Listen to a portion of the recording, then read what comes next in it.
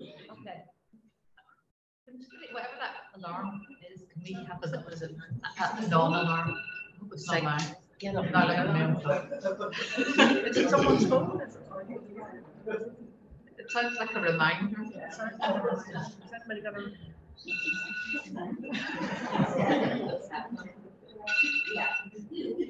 Brilliant. Thank you very much. Okay. I was absolutely delighted to be asked to chair this event. LGBT history is a real passion of mine and has been for a long time. And I'm really looking forward to hearing what our three panelists have to say. I'm going to introduce them one at a time. So we're going to have each panelist going to talk about the object they chose. Then we might have a little bit of a discussion as a panel, and then it's going to be opened up to questions from all of you. So that's the format. Can everybody hear me? Yeah. Yeah, grand. If you have your third points where you can't hear people, just kind of stick on a hand up and we'll make sure, because we want people to be able to enjoy the event and for it to be accessible. Would it be possible to turn the mic up at it? I don't know. Would it hear properly? If I speak closer to it, does that help? Thank you. Grand. Okay, I shall do that. Okay, so I'm going to introduce our first panelist, Amanda Verlaque, who's here on my left. They're all on my left, to be fair. Amanda writes for stage, screen, and VR. The lyric produced This Shit Happens All the Time, her critically acclaimed play about homophobia, misogyny, and coercive control.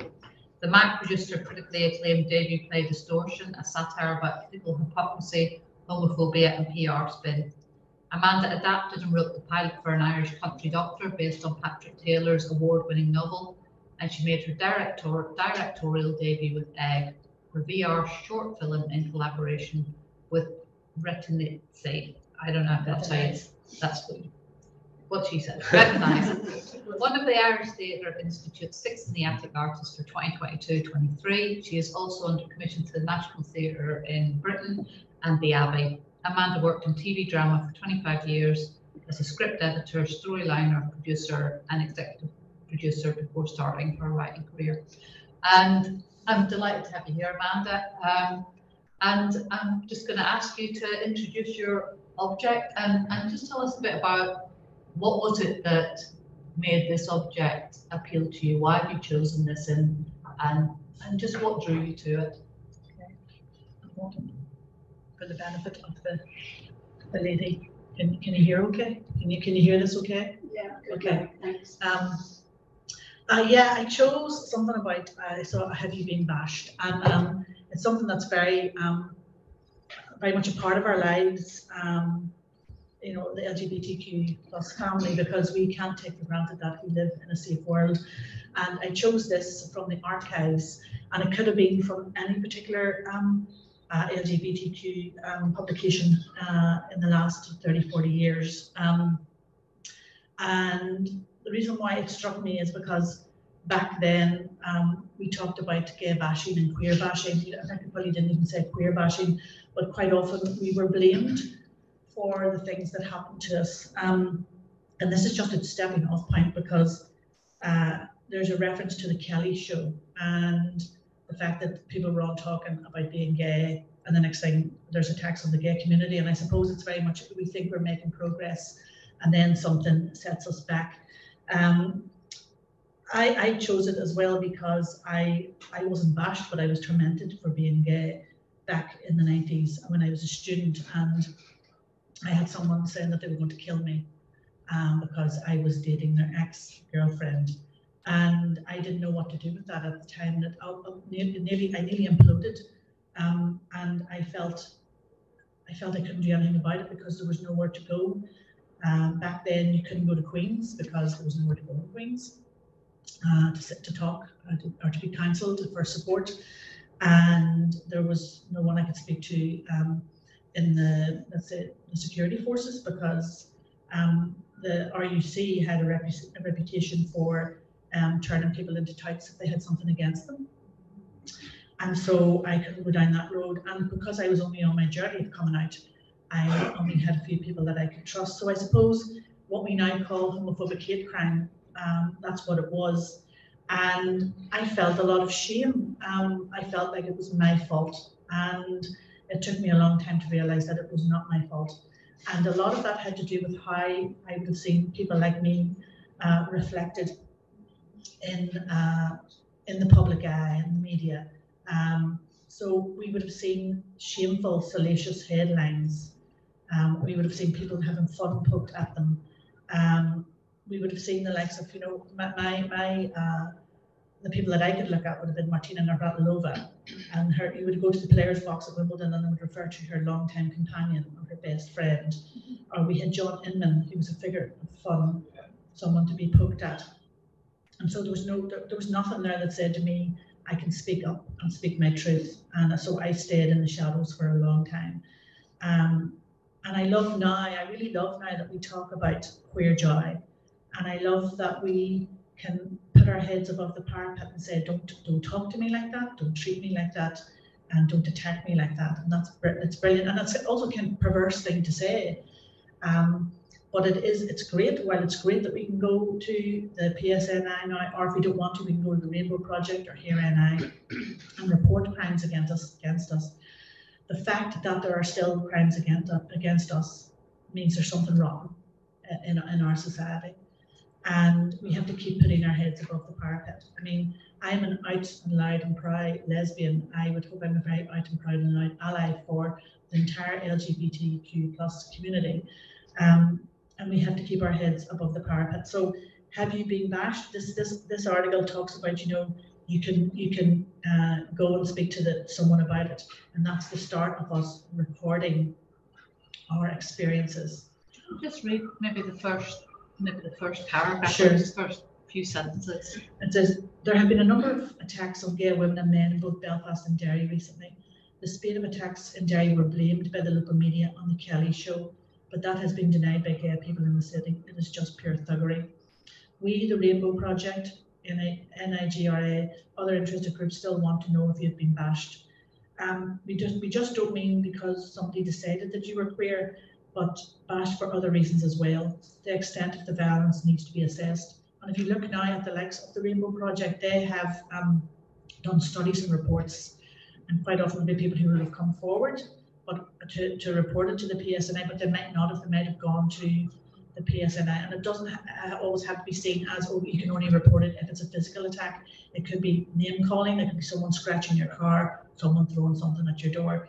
So I suppose, you know, the more that we speak up for ourselves and say these things have happened, then hopefully we'll do something about making them stop. My play last year, that was on the lyric called "This Shit Happens All the Time," I wrote because that happened to me back 30 years ago, and it's still happening. We have countries that are being waylaid by the Republican right, far right in America, and funded. Uganda, for example, it's now against the law. You can be jailed, God knows what else, for being gay. But 15 years ago, Uganda was not like that. And there are other countries in the world that now have gay-free areas, in Poland, for example. So this is why we have to put our heads above the parapet. We have to support each other. Queer Joy is brilliant. The celebration on Saturday will be brilliant. The march, thousands of us. But at the same time, it started as a protest. I remember when there was 40 of us. And we have to keep saying, right, okay, this shit is happening all the time. How do we stop it? It's our reality. You know, we have to not sit back and say, it's all been done now, we can just have a good time. We have to be careful. Thanks so much. That's been a great introductory piece, and maybe we'll come back to some of that. I knew that it'd be tempting to kind of get into things, but I don't want to not give all of our panelists a chance to introduce their object. But certainly, I'd like to come back to the 40 people at the beginning. Perhaps is something we might come back and discuss. Just one final thing. Do you know when was this piece from? Do you know? This is from the early 90s, I think. Early this 90s. One, yeah. Because the Kelly show started in '89. Yeah. But I mean, it's one of many things. It would have been one. I mean, Women's News magazine would have stuff about people being gay bashed. Yeah, and it was called, that was gay bashing, and it wasn't even queer bashing. And there was no such thing as homophobic hate crime. It became a thing later on. But you know, if this had been in one of the red tops, if it had been in the Sun or something like that, it would have been really salacious. And that was my fear when my life was threatened. I thought my family are going to find out, and it'll be all about me being my fault for being gay, not because someone threatened to kill me. I think just that term, gay bashing, it's interesting. That's kind of certainly the term of the past. But I think research that Stonewall did found that certainly for women, sexual assaults are more common than physical assaults, and that doesn't necessarily be talked about as much. I wrote a play about lesbian lives, which was it was called Life and Love Lesbian Style, and one of the women I interviewed talked about an experience of homophobic rape, a lesbian who had been raped by a straight man that she knew when she dropped him off home. So we might come back just to the kind of wider issue of, you know, queer bashing as a term and kind of the broader set of experiences. But for now, thanks very much, Amanda. And I am now going to be handing over to Mícheál, and I just now need to get my glasses on because otherwise I can't see it. So Mícheál McCann is a poet from Derry. His poems have appeared in the Poetry Review, the Stinging Fly and Poetry Ireland Review, and anthologised in Queer in the Green and Romance Options Love Poems for Today. He has published pamphlets of poems, most recently Waking Light, Scheme Press, and Keeper 14 Publishing. He was a co-editor of Hold Open the Door, UCD Press, Trumpet, Poetry Ireland, and is a founder and editor of Outburst Art's Cat Flap magazine. He lives in Belfast, where he is completing a PhD in the Shamasini Centre for Poetry. And again, same question to you. What object have you chosen and what drew you to it? Hello everyone, can you hear me okay? Yeah.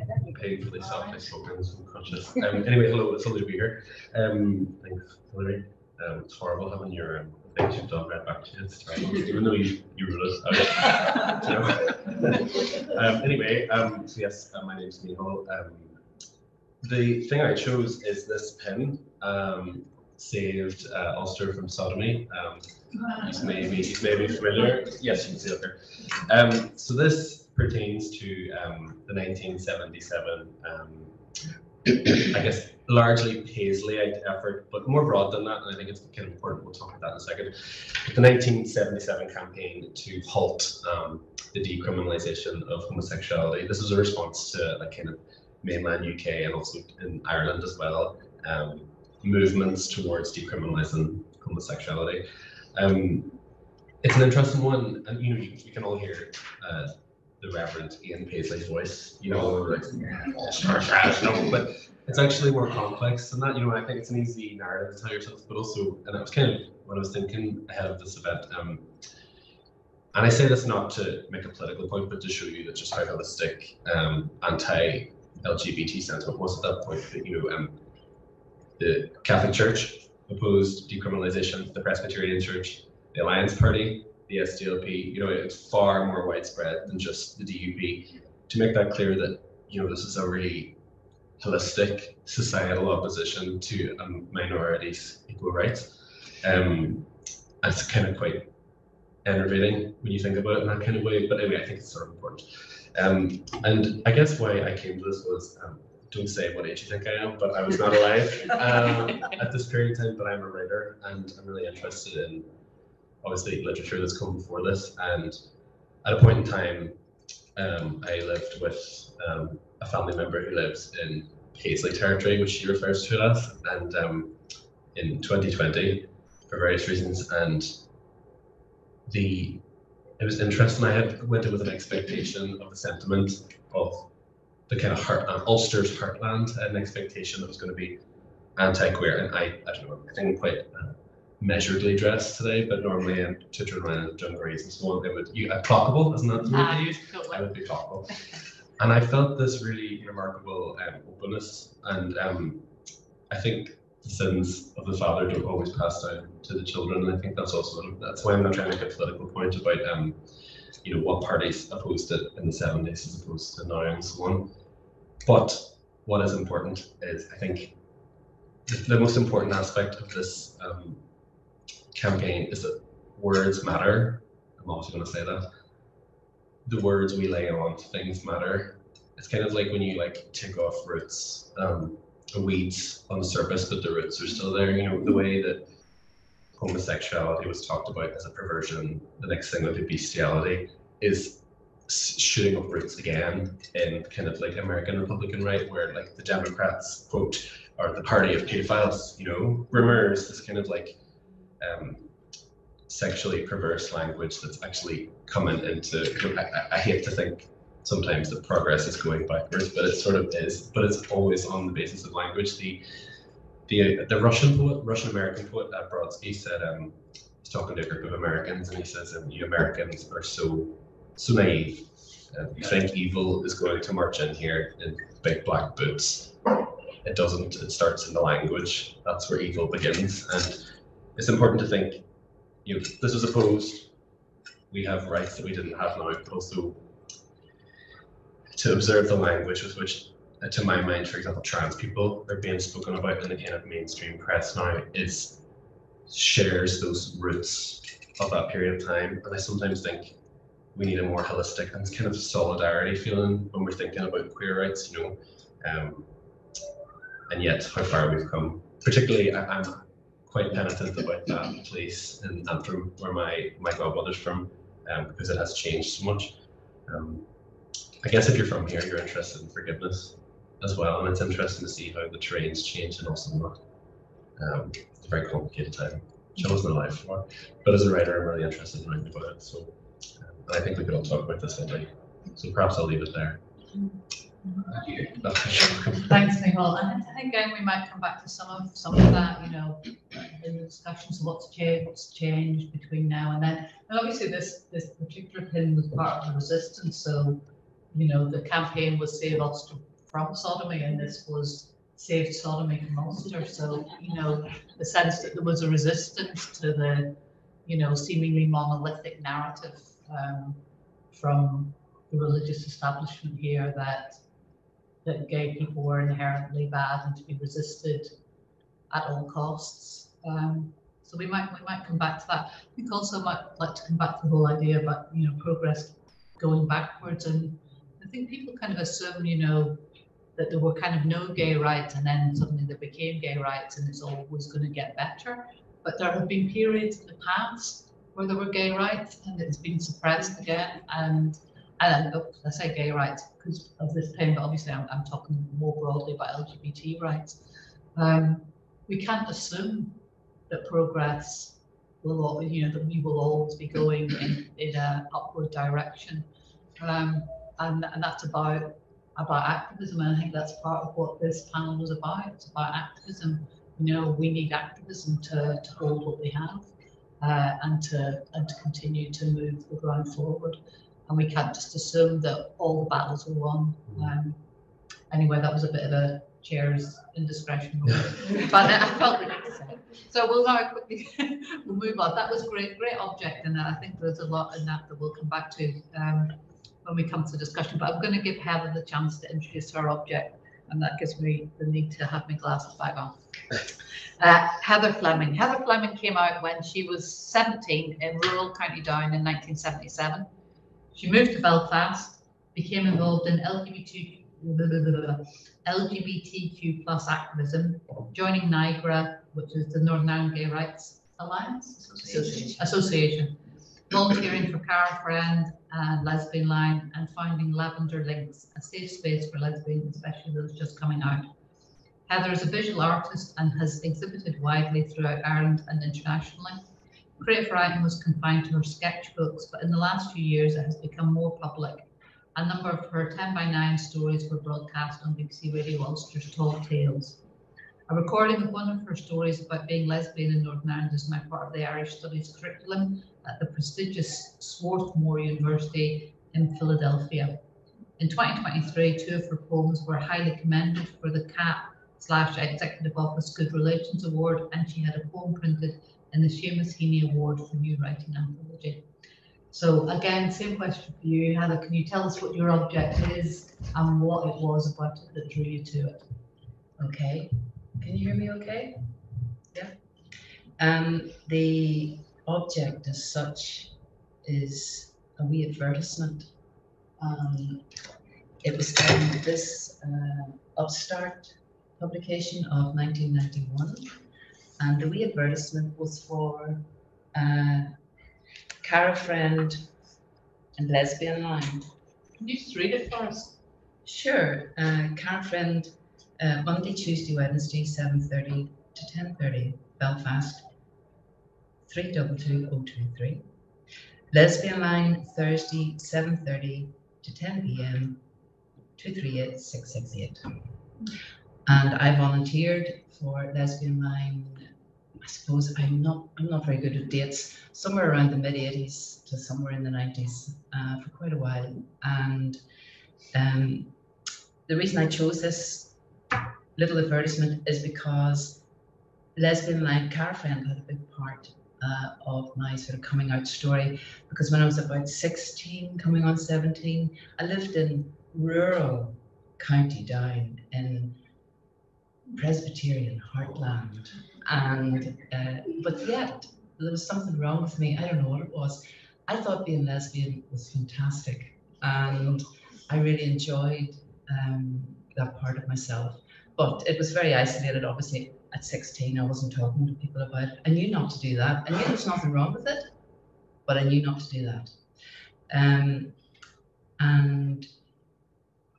there was a Belfast Telegraph line in our house, which was strange because our family wouldn't have really have bought that, but it must have come in from one of the members of families, you know, who had a business, and then I bought the Belfast Telegraph, and it came in one weekend.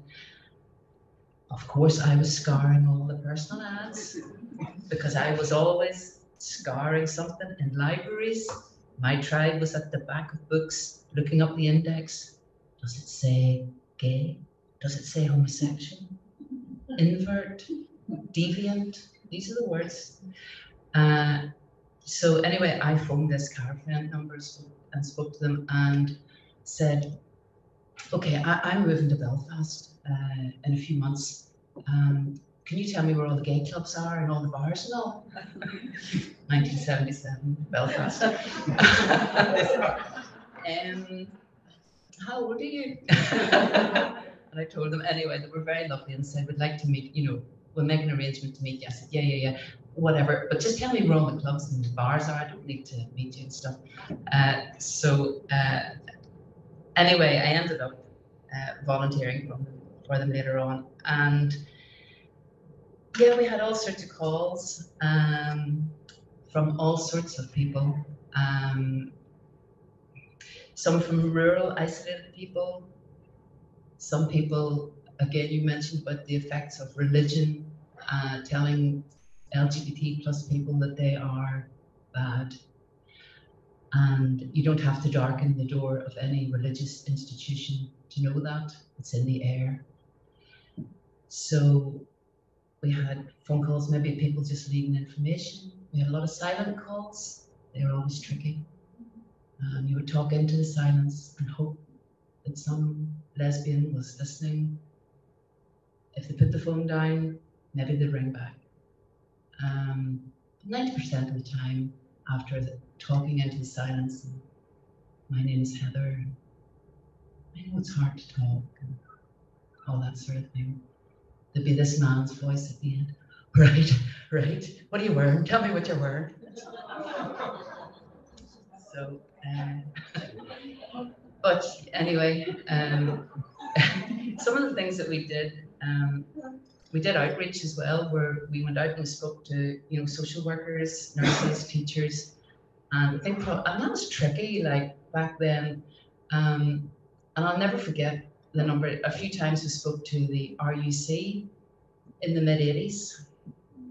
That was fairly daunting.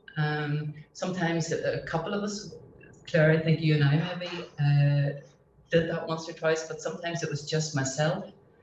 And you know, you go into a room full, like there'd be a big conference room, they'd all be sitting around waiting for you. You walk in, silence. It's packed with RUC men mostly, maybe a couple of women, all uniformed. And of course, the uniforms included guns. And they were here to see a lesbian.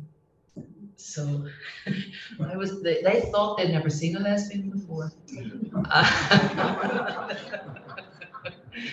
And so I was obviously representing all of the lesbians in Belfast, Northern Ireland. The word, no pressure at all. I mean, what do you wear for something like that? You know, it's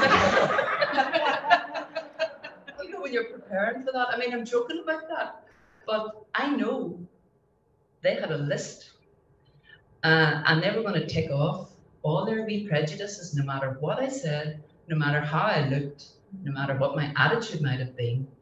Is she a woman hater? Did she say something about that woman hater? What's she wearing? No makeup? Oh, look at those shoes, butched out.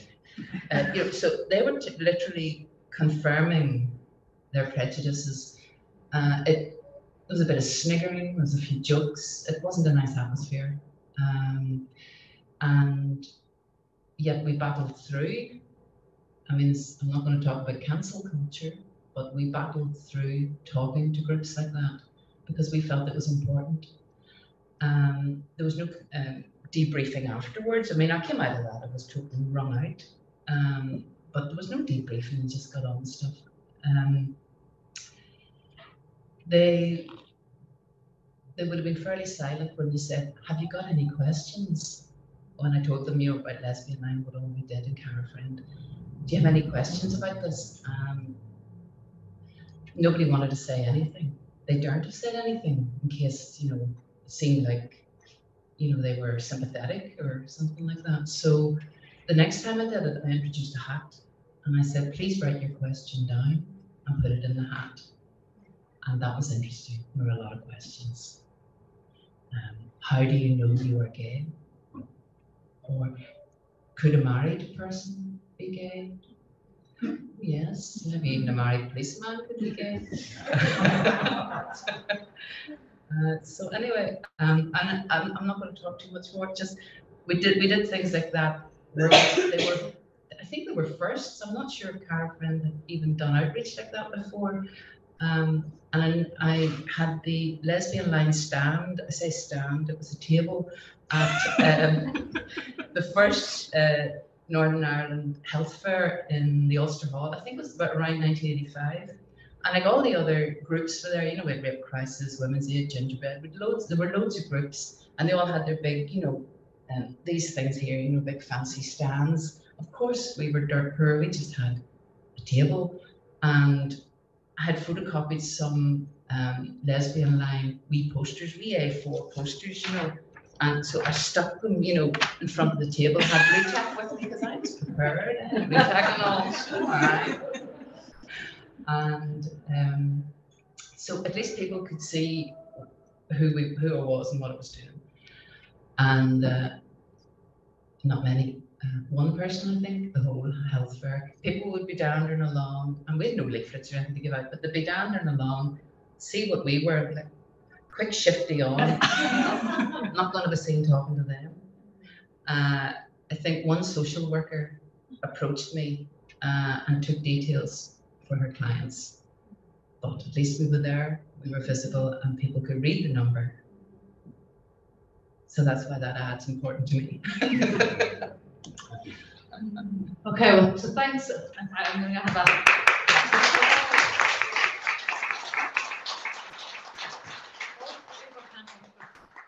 such interesting objects. I just wondered if any of you want to reflect on the objects that other panelists have chosen, and then I'm going to open it up to all of you. So be prepared for what you're going to ask.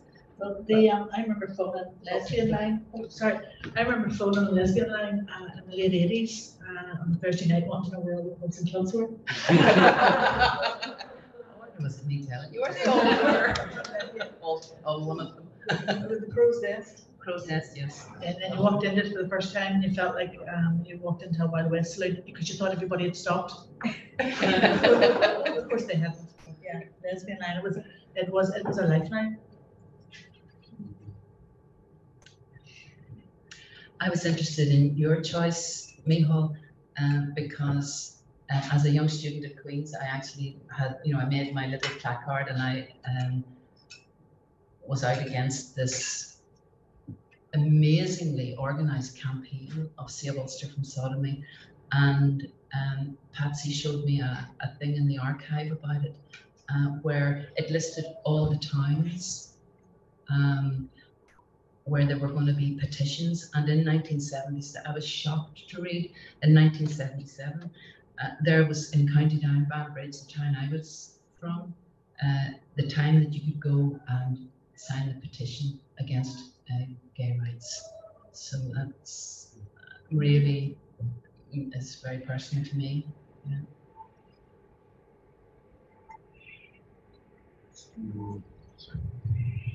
And I'm thinking, I think maybe what the line between all three of these is just this like grasp for it, not to use an overly religious word. But the first one is sort of commune, you know, it's just supposing that I can imagine the pain of being the silent caller, but hearing like a voice.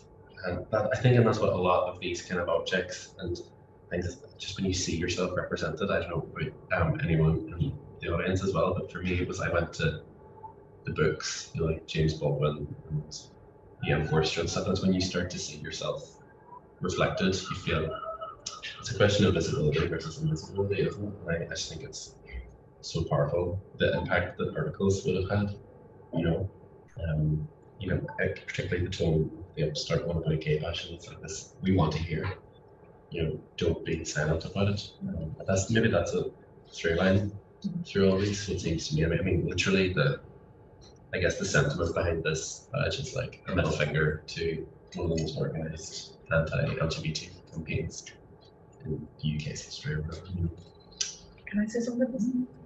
Yeah, because if we are being told in our churches or our chapels, whatever you call it, that you are a sin and an abomination, we were talking earlier about marriage feminism, and I remember being in not that I went often. My family were mercifully not very religious, but you were at a certain age, maybe 14, 15, 16, I mean, you still had to go to mass, and the priest going off on one about the sin of homosexuality, and I thought he was talking directly to me. And it was awful, and I think about it now, and I'm thinking about it now, and I'm almost 56, and I have goosebumps thinking about it, because I wanted the ground to open me up, and surely if it had opened up, I would have gone straight to hell. And that's why we have, you know, to speak out and be visible and go, there's nothing wrong with being, just, you know, I do my washing just like you do and won't do my shopping. So it's kind of, you know, one of those things that, yes, there is a through line there, and if we're told a certain thing, then that's what we're going to be brought up with. It's what's this thing about, you know, if you can't be it if you don't see it. Yeah. Funny you say that, because I'm from Derry and my father's a very proud Irish dairyman, and I think the whole Adam and Eve, not Adam and Steve things originated by a DUP MLA, and I can't remember the name of the person. And my father, you know, back in the day it was difficult, and would have just, you know, there'd been a civil rights march for equal marriage or something, and he'd be like, it's Adam and Eve, not Adam and Steve, and he would be affronted to think that he was pardoning a DUP MLA. But you know, it's funny, isn't it, how it sort of like perforates the the lines of Catholics and Protestants, you know. It's funny. So maybe before I open it up, I'll just ask, what do you think's changed? You know, and obviously you two will have a longer experience than Mícheál, but I think probably even in the time since you've been out, you'll have seen things change. So I'm interested to know just what you think's changed, and then I'm definitely going to use for questions. Well, yeah, interesting you should ask about what's changed, because Mícheál, I think it was 2 years ago, I was at a wedding, my cousin's little girl was getting married, and the All Souls Church of Ireland minister was very clear to say, it's not Adam and Eve, it's Adam and Steve. And that's not too long ago. But there's been a rise in fundamentalism certainly within the Presbyterian Church, and by the sound of it, with that wing of the Church of Ireland as well, certainly within Protestantism, there has been a very worrying rise in fundamentalism. Having said that, I'm an unmarried woman, so things have changed. Like, I didn't have to marry a mom. Well, I'm due to be married to a woman next April. Yes, things have changed. Things have changed for the better. We're having conversations like this instead of skulking about in the shadows and knowing each other by a nod and a wink, and or else getting it wrong. I mean, I'm talking earlier about, remember when I went to uni and the first thing I did was I went to the women's group thinking that's where all the lesbians would be, and because we were in dungarees as well, they definitely were, but of course they weren't. But that was sheer. It's one way to find out. But yeah, things are better. But that's that kind of thing of what do we learn from history, and we kind of don't. I don't know. Maybe it's because of social media and we're getting snippets of news and snippets of that, and things that are half truths or lies or fake become the norm. And I think that we argue a lot more about things now when we really should be having proper, fully fledged discussions, so that we're all on the same continuum, because we're all part of the same family, where we all want the same rights, and just someone's rights isn't taking your rights away. So it's much better. Saturday's going to be such a celebration, and it's great to see. But it started out as a protest, and it started out amongst the trans community too. So I think we have to be very mindful of what we say, and that's one of the things. I'm working on a play at the minute, and I have a character saying, we have to be careful the things we tell ourselves about ourselves, and that's very true for the world we live in now.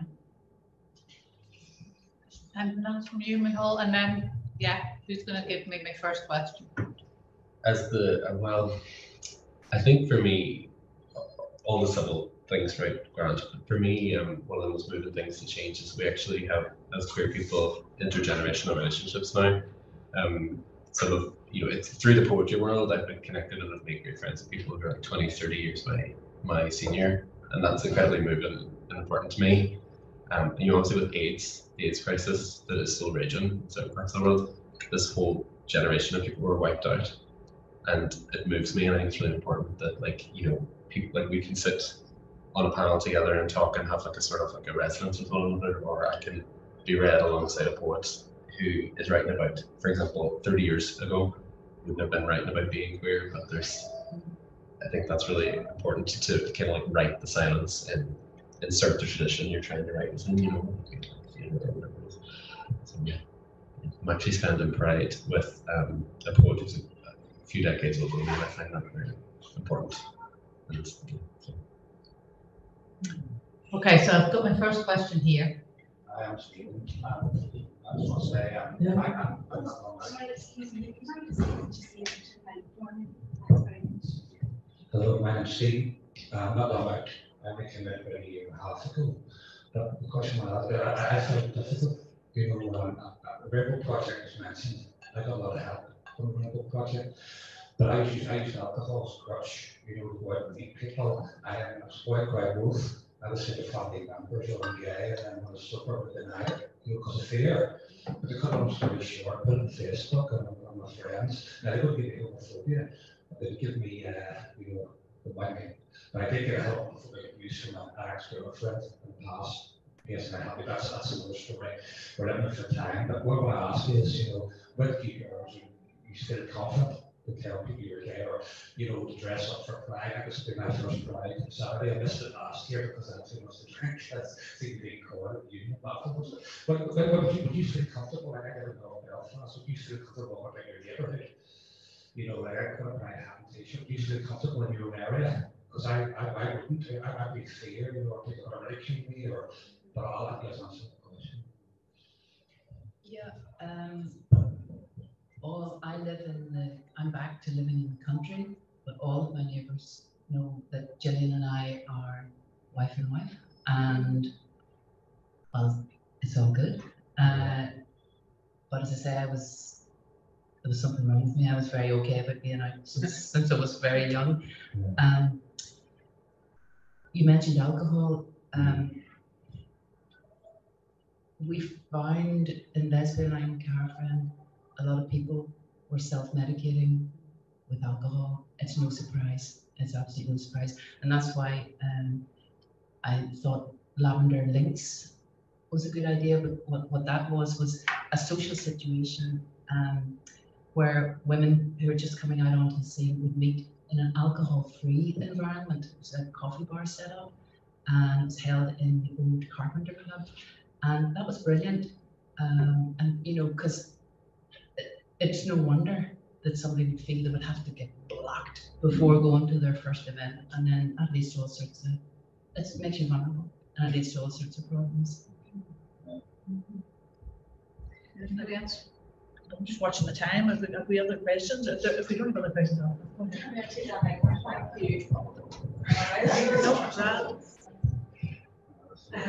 Enjoy Pride on Saturday. Yeah. And also, I'll just also add, I think it's up to people to make their own judgments about where they feel safe to be out and where they don't feel safe to be out, and trust your own instincts. And if you don't feel safe in an area about being out, then it's perfectly fine. Other people in the LGBT community are not going to be saying to you, "Oh, that's terrible. You should have been wearing your Pride T-shirt, even if it made you feel uncomfortable." Trust yourself. I would say something very, very quickly. I had a habit of going around the local bars where I live, telling up everybody. We would shut it from the rooftops.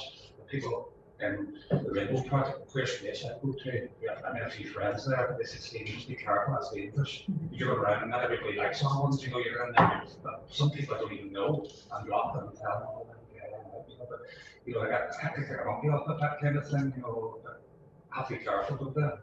We live in a world that's, we just have certain guidelines keep us right. I quite often will make a call on something, and it can be made in a nanosecond. So I will walk down the street holding my partner's hand, but she lives just off Dame Street, and with the gay bar there on Dame Street, there's been a load of attacks recently, and you kind of wonder. Things again, it's called the gays bar. It says that on its windows, but then there's been attacks. So we just have to be mindful. And I'm not going back into the closet for anyone, but I will, I think the more I was out and the more I was comfortable in my own skin and realized, oh, here I am, I've arrived, I would call it. There was a couple of boys last year I'll be quick here at the bus stop on Hard Street, and there were about 15, they were in school uniform, and they were laughing and joking with each other, and I was smiling at them, in the queue, and I thought, God, they're having the crack. And one of them said, "He's mad," and I went, "Nah," and he went, "He's gay," and he went, "No, no, I'm not." I went, "That's what's wrong with that?" And the guy went, "What?" I said, "Sure, that's okay. It's okay to be gay." And he went, "Right, okay." And the guy's going, "I'm not gay." And I said, "I'm gay." And he went, "Right, okay, but it's different. It's different for women." I said, "No, it's not." I said, "You're saying gay to him just, to give him a hard time." And maybe I shouldn't have said anything to them, but in this nanosecond before I said I'm gay, I clocked everybody at that bus stop, who was there, who wasn't there. It was 3:30 in the afternoon. Had it been 10:30 at night and had the drink been involved and stuff, I wouldn't have opened my mouth, because it's everybody's safety, not just mine. Okay, so I'm just going to take the question here.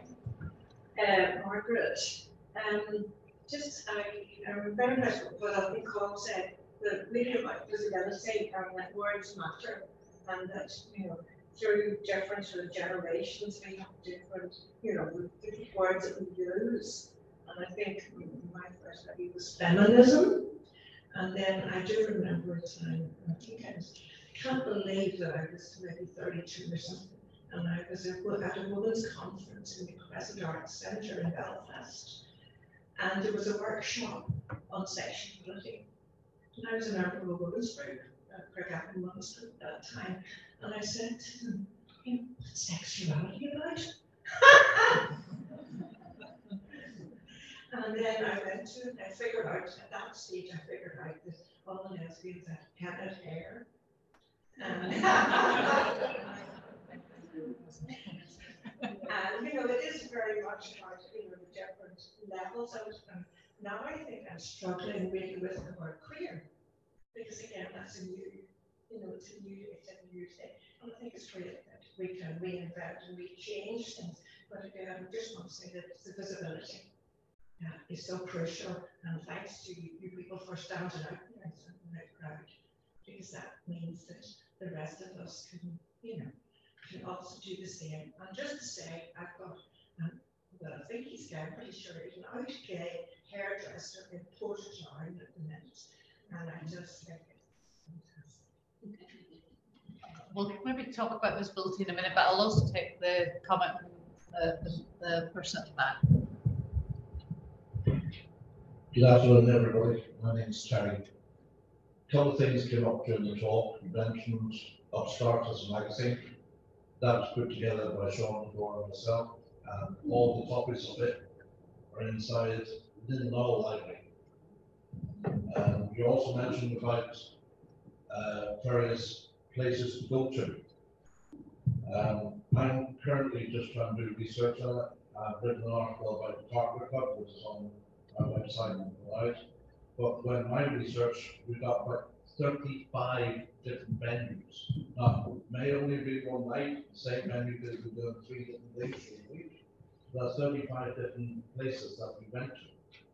And then we compare it against today, we have about 3 or 4. So, yes, things are changing, not necessarily for the best, but we have to be aware of it. And we talked about words. That's what Niagara was talking about when we initially did Niagara News, and then we took it over and ran it Substart and Update and Daystar. And it was about words. It was about making people aware of who we were and publishing it and putting it out there.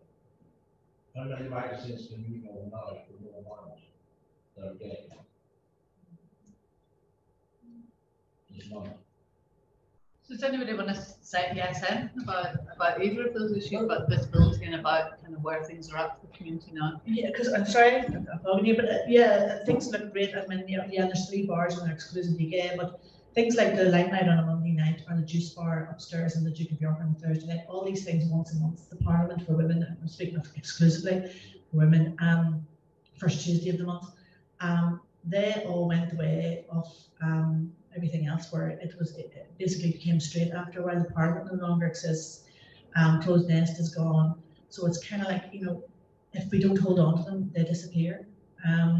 Just like the magazines, and we think we don't need them anymore. But I was with my friend in the Union Bar a couple of years ago on a Saturday afternoon, took the head start and thought, let's go for a drink on a Saturday afternoon, and there was only room for us to sit at the bar because there were 3 different parties in of straight people. Now there might have been 1 or 2 very interested, possibly bi, whatever, in those crowds, but it was straight.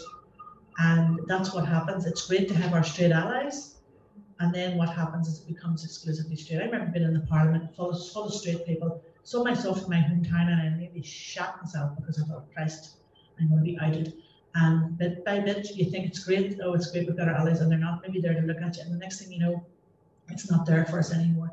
Same with magazines like this, which thank you very much, and thanks for speaking up there, because these are the kind of things that kept us going. You kind of wonder what's next. We think we've got it all. And of course, we didn't have 35 venues all at the one time either, as if. But yeah, language is really, really important. I just made a wee note when you were speaking earlier. If you notice things in newspapers, if there was ever a man who had abused a boy child, or who had abused a boy child, he was immediately homosexual, paedophile, blah blah blah. But when a heterosexual man raped a woman, he wasn't a heterosexual man rapes a woman. It's just a woman's rape. But they make, you know, it's that demonizing through language, and they're very good at it. Is there anything you want to add to that? Or you don't have to, just if you want to. Probably more of what you were saying about the word queer, because I think whatever language we find to describe ourselves is important. And you know, in the same way that queer is a very multi-valent word, same way, like, it's just as important if, like, say, dyke is very important to some people, or femme, or butch, or whatever. I like to think that, like, our experience is wide enough that whatever you want to call yourself, if that feels adequate to your experience, is what you should call yourself. I use it only as like an umbrella term to try and like quantify everything, but yeah, I think all the parts of the acronym are important too. Oh, sorry, I didn't catch your name. Say again. Jared. Terry. I just want to pick up on something from Terry there, which is sounds like you've donated material to the archive, and that's just something you just want to say to people. You know, the Linden Hall wants to build up the archive. So if you've got things that you want to donate, that could be things from your own life experience, but also some of us are researchers, you know, most of the archive, I think it dates from kind of the 60s onwards, but you know, anybody who's heard Tom Hume at Queen's talk about the research he was doing into the scandal of gay men having sex in a hotel, I think just after the First World War, you know, there is a whole history beyond that. So, you know, for anybody who's researchers, you know, there are other archive material that might be donated. Certainly if you've got things from your own life, that those things would be very welcome. And that's, if we don't donate those things, then people in the future won't know anything about this time of being LGBT in this place, because we won't have left them with the objects in order for them to understand it. So yeah, just pleased to encourage you to do that. And this will be the very last final comment, and then we'll I'll be very loud. I just wanted to ask Heather and Amanda, thank you all, I enjoyed this so much. Could you have imagined your younger selves on this kind of platform now? Just trying to leave with the notion of the future. You go for it. Well, I was a precocious wee monkey, of course I could.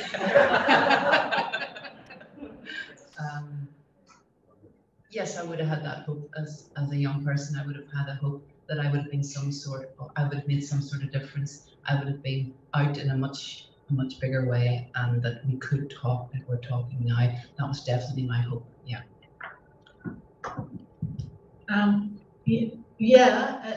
When I suppose yes, because I always wanted to write, and when things happened to me and I felt injustice, but also just loving being gay, and you know, if I had to do it all over again, I would still be a lesbian. You know what I mean? Because you know, we know what it's all about. But yeah, I would. I mean, and I also think it's important to talk about what we're talking about now. So yeah, I don't think I would have hid my light under a bush on. Anyone who knows me would know it's not to be true. Okay, so I just want to thank our panelists for what's been a fascinating discussion. Thank the Linden Hall for inviting us to do this as part of Pride, and hope all of you have a great time in the remaining Pride events that are coming. I don't know if there's anything else you want to say. No, just very quickly to reinforce what you had said, that you know, I think what is not recorded or remembered, you know, is gone. So as I say, you know, the archive is a living archive. We're always open to acquire for it. And I know that we have Morris from Queer NI Project at Queen's, and they are looking for volunteers from all parts of the community for oral history interviews for that project. And there are some flyers at the back of the room if you're interested. And Morris is here. So I'm happy to. You can speak to me or Charlie. To chat. And just mentioned our boss Tom as well. Yeah. Exactly. So yeah. So I'm just conscious that you're on your way. So a huge thank you to the panel. Thank you so much for sharing and just inspiring and yeah, and just so important to remember what has happened and where the LGBT community has come from and what's happening. So just so good. And thanks very much to Hilary for sharing. All right.